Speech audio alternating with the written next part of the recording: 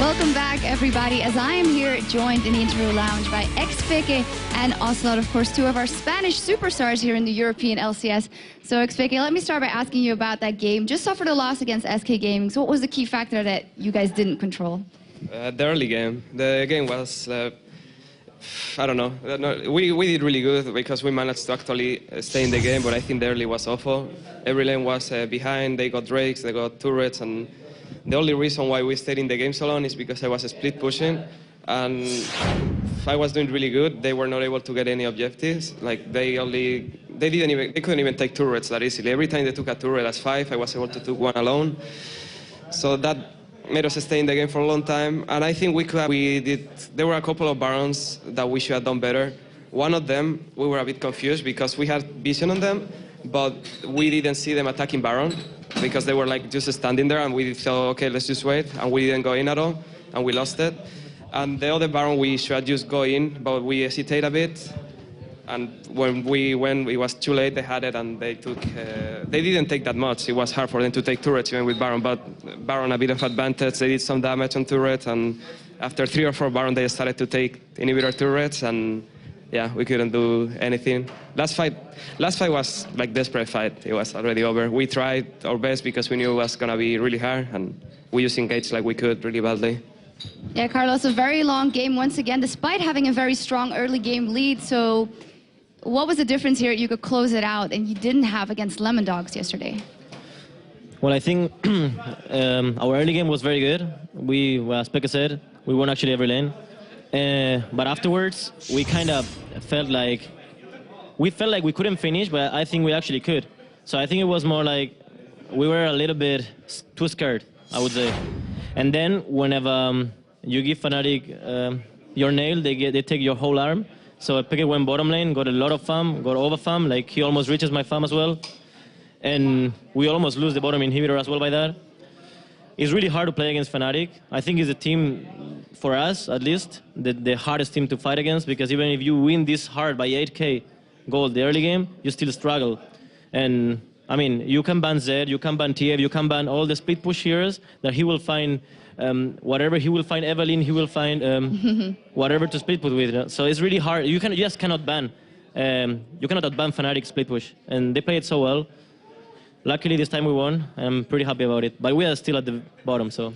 Yeah, talk to me a little bit about the importance of this game for both teams. Now, correct me if I'm wrong, but for Fnatic, this loss, in the scheme of things right now, of course it's bad. But for SK, this was really a make-or-break moment, seeing the current being at the bottom of the standings. Yeah, you're right. I think it came to a point where half the season was already over.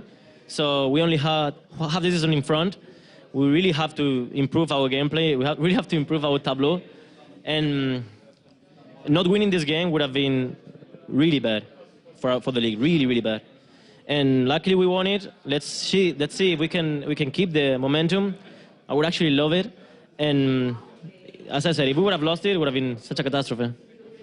Broadening it out to the season a little bit more, SK and EG at the bottom of the standings, and people have said, oh, EG, the main problem is they can't adapt to the Season 3 meta. Now, you being Fnatic, you had a great Season 1, bad Season 2, so how did you guys do it to adapt to what Season 3 is?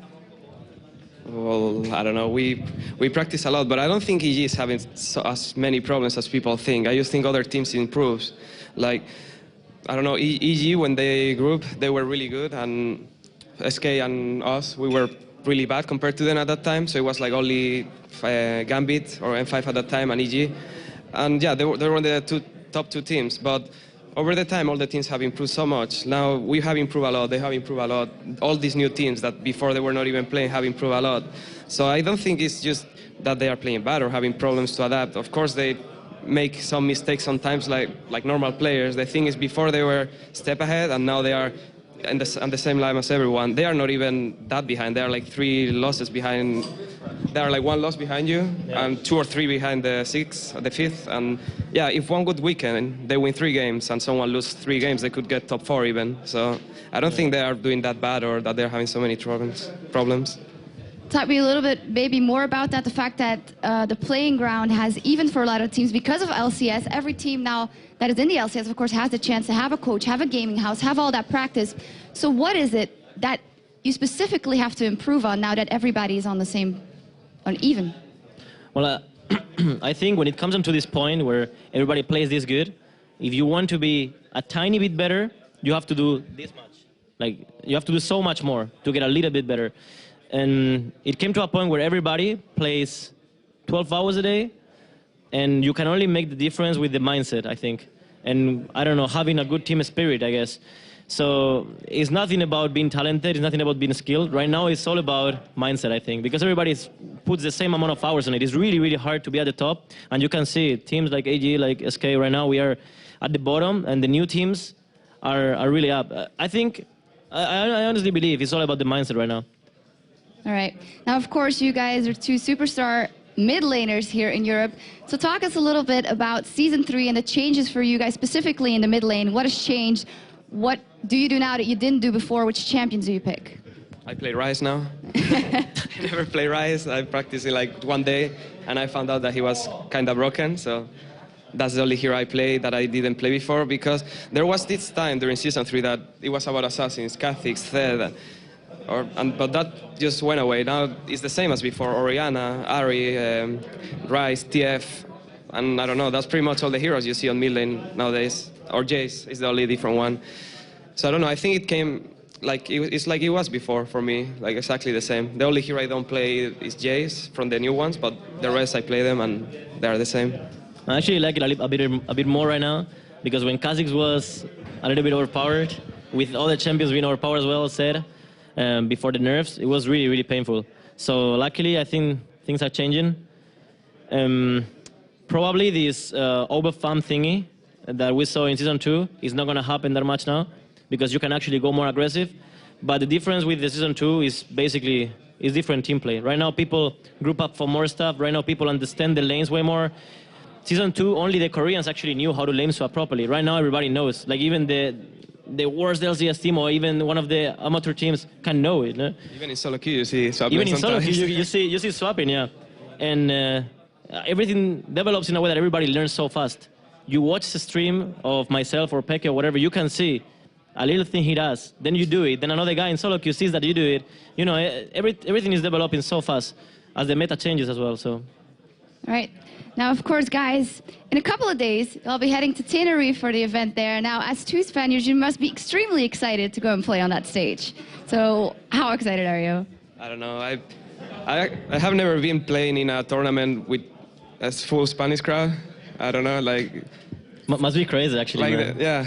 Because you actually go to Cologne and stuff. I mean, yeah. You go to anywhere in the world, and you see everybody from other countries, you know? I don't even know how to speak Spanish with, I with a lot totally. of people. Like, I forgot totally. Really, normally if I see someone that follows me and I speak to them, sometimes I meet someone that speaks Spanish, but not a full crowd speaking Spanish or something. I don't even know how they are going to pronounce our names, because it's totally different how they say it in English than in Spanish. xPeke, Ocelote, Fnatic, y el SK.